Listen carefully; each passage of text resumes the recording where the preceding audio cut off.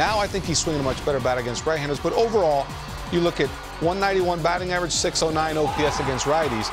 But against lefties, he's destroying them. You know, it's a 370 batting average with a 1,200 OPS. So they're significant at-bats. They're timely at-bats. And I didn't think he had a chance at 700. Just didn't think he'd get the at-bats. He's turned on the juice, and it just makes for such a cool story. I mean, you look at that graphic right there.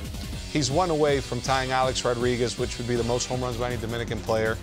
I think he's going to do it. I think it would be something cool, and it's something that actually towards the end of the year. You think he's going to do what? Alex or 700? I think he's going to pass Alex. Okay.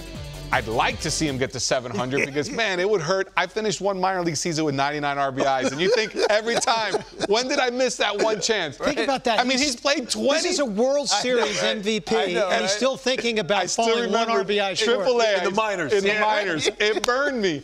So I can't imagine you put together, I mean, does it change anything for him? No, he's going to be a first-ballot Hall of Famer, but you don't want to stop at 699. That would be like, you'd look at, he has to have had 3-4 home runs robbed.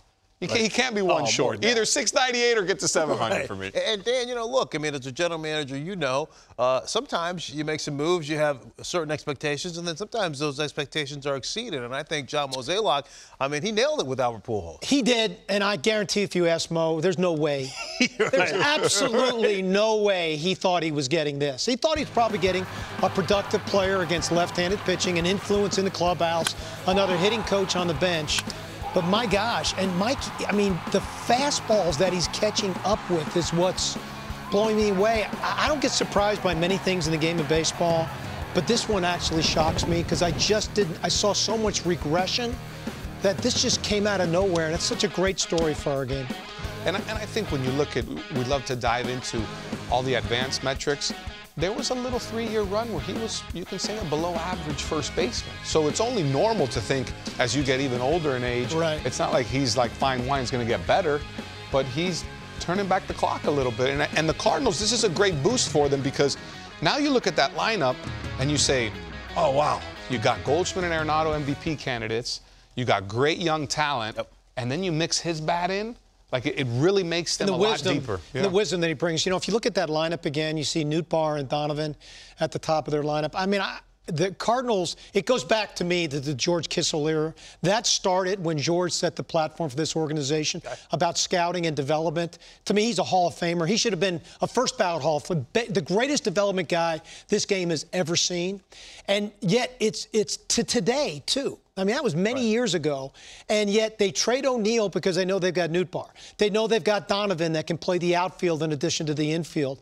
They know they have O'Neill. Carlson can slide over to center field. They are a development machine, and I give them so much credit, guys, because they give their young players a chance to play at the big league level. So they're never surprised, and none of the players feel overwhelmed because they know they're going to get an opportunity to play. Was there a guy when you were a young player who, and I'm talking about Albert Pujols, being able to talk to some of the young players, because you see the effect on Donovan and also Lars Nootbaar and Gorman. Was there a guy you were like, I can't even believe that I'm even on the same team with? Well, it was a couple guys. I got traded over to the Marlins, but my first big league camp and my first taste of the big leagues was the '98 Yankees. So it was this team of complete baseball players. But I'd say two guys really stood out for me: Tim Raines.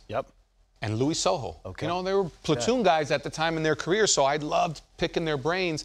And Luis Sojo was, you know, put the ball in play, let me play some good defense. Tim Raines was arguably the Ricky Henderson of the National League for a number of years, and now he's coming into a different. So I loved listening to those guys. And that's when, at one point, I thought I could never make it to the big leagues because I was not a guest hitter. And I asked Tim Raines, I go, hey, Rock, thinking there's no way he's saying yes to this because, you know, he's a quick guy. Do you guess on pitches? And he goes, every single one. I was like, oh, no. I go, if he guesses every pitch, I go, I'm in trouble. But he's like, hey, you can guess on a fastball. So I was like, okay, maybe I'm guessing 95% of the time. But it was very interesting to see how one was a switch hitter, predominantly, you know, more at-bats from the left side, Luis Sojo from the right side.